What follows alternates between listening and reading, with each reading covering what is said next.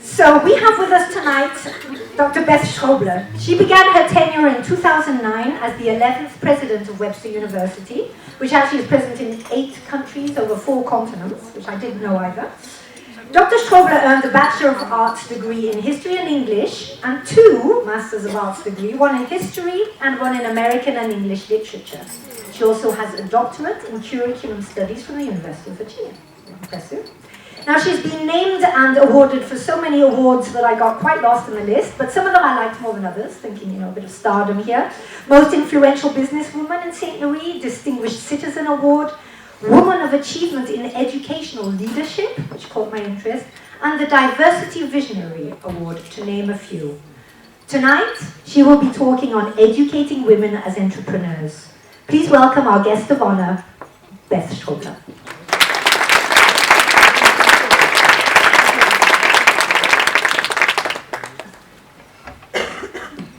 Well, I'm truly honored to be present with you tonight on your 10th anniversary, as well as the fact that when you celebrate an anniversary, you celebrate it on International Women's Day.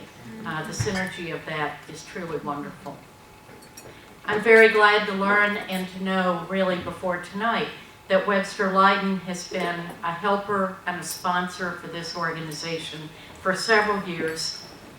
And it is a good fit, of course. Your mission and Webster's history and character and values are so related and so similarly that it would be natural that we would partner with one another. When I think back to those women who founded us in 1915, they were trailblazers.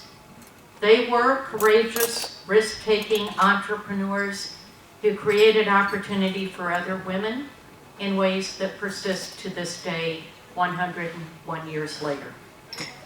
And it's in large part because of them and the women who came after them at Webster University and the women in my life at Webster and other places that I'm here with you tonight.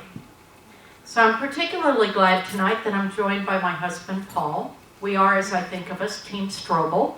And I'm glad to have the other half of Team Stroble with me tonight. This is a rare occasion, and it's only because he's teaching online that he's able to travel with me this time.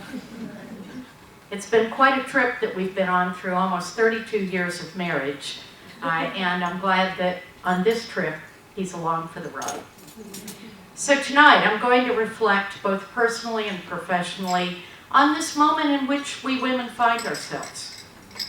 And I'll share a little bit of the story of my organization, Webster University, and recall a few moments from my own education and upbringing to consider how best we can educate women as entrepreneurs. Because through this education, it's my goal that we will open the world to women and women to the world. Well, what is it that makes Webster University distinctive and frankly unusual? It is an exceptional university in more ways than one.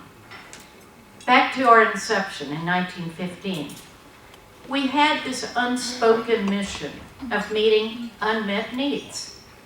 And the women who founded us, the Roman Catholic Order, the Sisters of Loretto, created a college for women to achieve bachelor's degrees, as you've already heard. One of the first such colleges west of the Mississippi in the United States.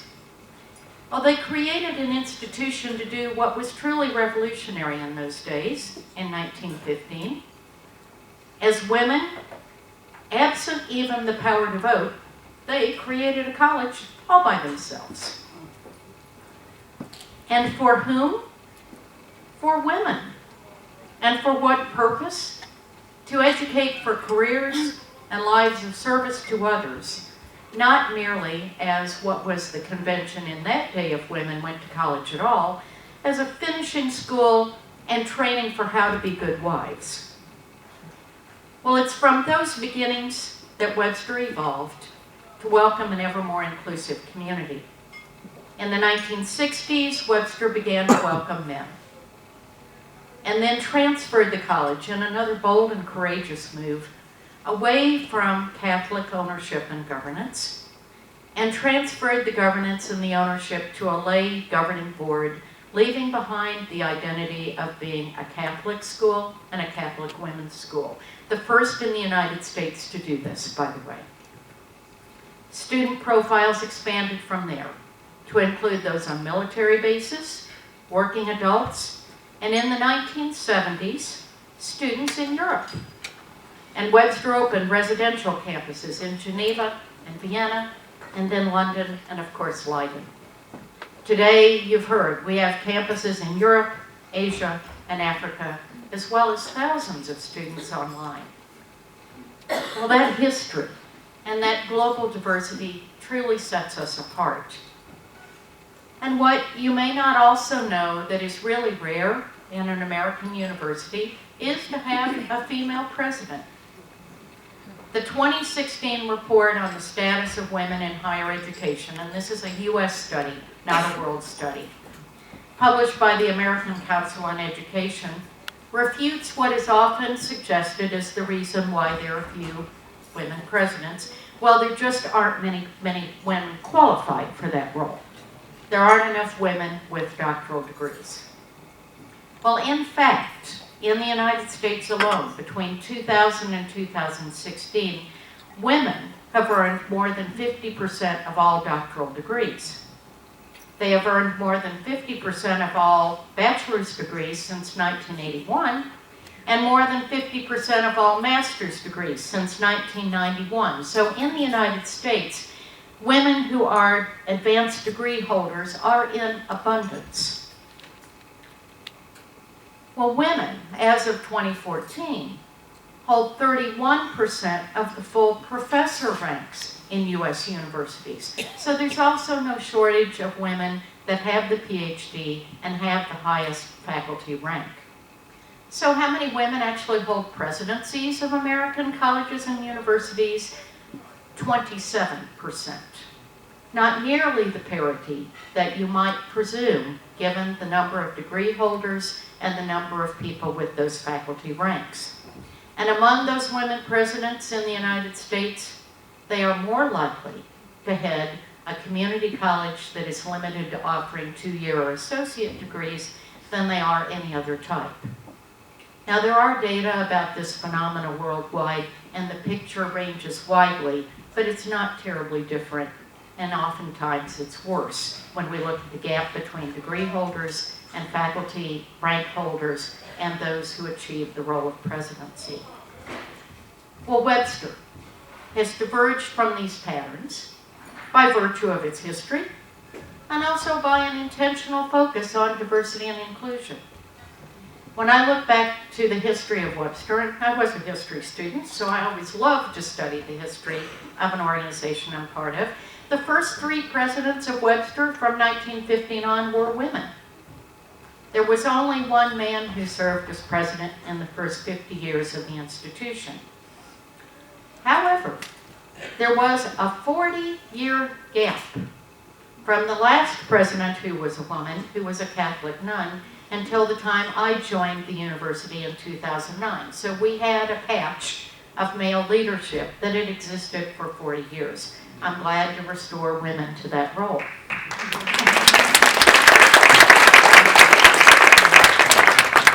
On my leadership team that reports directly to me, of 10 members, 5 are female, 1 is foreign-born, 1 African-American. The chair of our Webster University Board of Trustees is a woman. The board is currently 33% female and growing, 4 are African-American, and 4 are foreign-born. So not only is the student body unusually diverse and distributed across the globe, the composition of the student body complements and represents and is represented by those of us who serve in leadership. So it's why I believe at Webster University we have a rich opportunity to educate women as entrepreneurs, and that doing so is exceptionally important. Well, what do we mean by an entrepreneur? Look around this room. It comes in many forms, shapes, initiatives, missions, goals, and dreams. If you looked up through a Google search, what are the essential qualities of being an entrepreneur, you can find endless numbers of lists.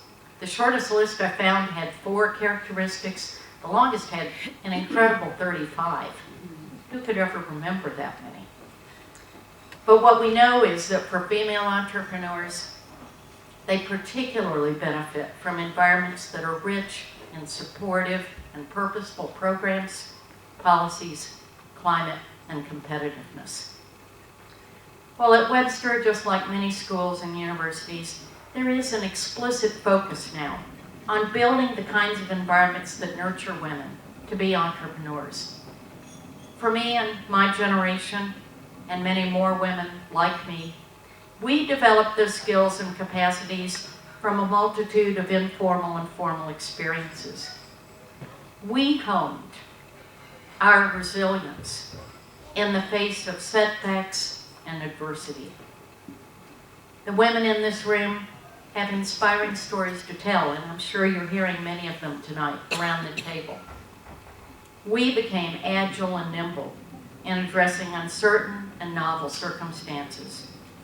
Our patience in persisting to a result was constructed over time and multiple trials, and we learned to trust team members to lead with integrity that we accept for our own actions. Our passion for innovation and mission of an enterprise motivates us to continue to assume both the risk and the reward, and to know when a change in course is warranted. Well, so what if I didn't have formal entrepreneurship training or a network of support? What, or maybe better, who educated me in the ways of being an entrepreneur? I'm reminded of this proverb that I found today in celebration of International Women's Day. It's a Hopi proverb. To forget one's own ancestors is to be a brook without source, a tree without root. So what are the roots and the sources of my approach to life? I'll talk a little biographically now.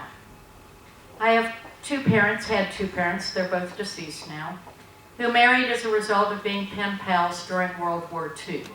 It explains a little bit of why I like social media and email, I think.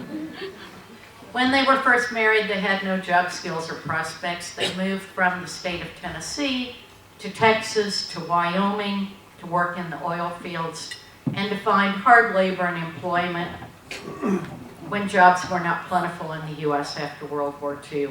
And then finally they ended up in the Chicago area because there was lots of employment opportunity in the Chicago area. They changed careers when I was growing up, including operating their own business that they thought and really did eventually create more income, more family well-being, and better futures for my brother and me. My mother returned to work after we were older, and she went from being the drive-in bank teller with really only 1 year of junior college, she dropped out after the first year, to retiring as the president and CEO of the bank. Something that you can hardly imagine happening today, much less in the days when she accomplished that. In my own life, Paul and I have moved extensively from Illinois to Virginia to Arizona to Kentucky to Ohio and now to Missouri for our own careers. And our daughter, who's 25 now, will leave in 3 weeks for year-long study in Tokyo, and who knows what is in her future, and I'm excited about it. Well, from an early age, I learned that when you're asked the question, are you willing to move? The answer is an enthusiastic and adventurous yes, because with movement comes opportunity. I've been shaped and influenced by a variety of cultures as a result. The U.S. is not a monolith. Living in all those different cities and all those different states brings a wealth of cultural experience. So I was educated in a racially integrated suburban Chicago high school. I grew up in a small community that was comprised mostly of second-generation European immigrants. I taught high school students for 10 years in a very rural farming community. And then when we were in Arizona, I worked with teachers and students on the Navajo and Hopi reservations. Paul and I now live in the river town of St. Louis, a historic 250-year-old city that was part of a border state during the U.S. Civil War, and that reality is still with us. And it continues to be rocked, as you see in the international news, by income inequality and race conflict. My own personal life has been marked by tremendous opportunity and tremendous challenge. Among those being my first husband's death to cancer when he was not yet 30. A time in which I too, just like my parents, reinvented my career and decided to move from high school teaching to university work. I married Paul, we went back to school to get our PhDs, and we started this trip of a lifetime. So the results of these sources of the brook and roots of the tree, what do I recommend for all of us who want to encourage other young women to live life entrepreneurially? I have several reflections on that. For me, that beginning and that education and that mentoring and sponsorship by my family and so many others resulted in just a passion for lifelong learning. I'm eager to learn myself and to open up opportunities for others. I love new geographies. One of the best parts of being president of Webster University is I'm constantly getting to experience and immerse myself in networks of new women and men who have lived lives far different from my own, and from them I learn and grow. I really derive energy personally from taking on new challenges and removing the barriers to success by working with very diverse teams of individuals who like to share not only reward but risk. And that's why I feel honored to be with you tonight, in the company of women and men who not only want a seat at the table, but who want to welcome other women to that table, and frankly, thrive best when they sit at the head of the table, don't you? What do I think is extremely important for us to encourage in women that we wish to prepare to thrive that way by educating them as entrepreneurs? Well, speaking from my own experience and from Webster's, we need and must help women develop a high level of cultural competency. The ability to understand others' lived perspectives by immersing ourselves in new cultures, new environments, new literatures, new stories, new languages. At the college and university level, study abroad should no longer be seen as an elective, a choice for those who are elitely educated.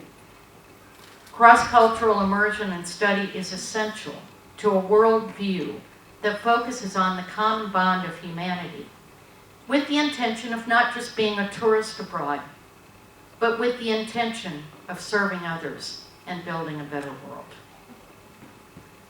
We should encourage women's comfort and competence in technologies, including social media, gaming, invention, science-based study, inquisitiveness about the world, and a curiosity to learn, accompanied by a desire to connect with others across the boundaries of space and time.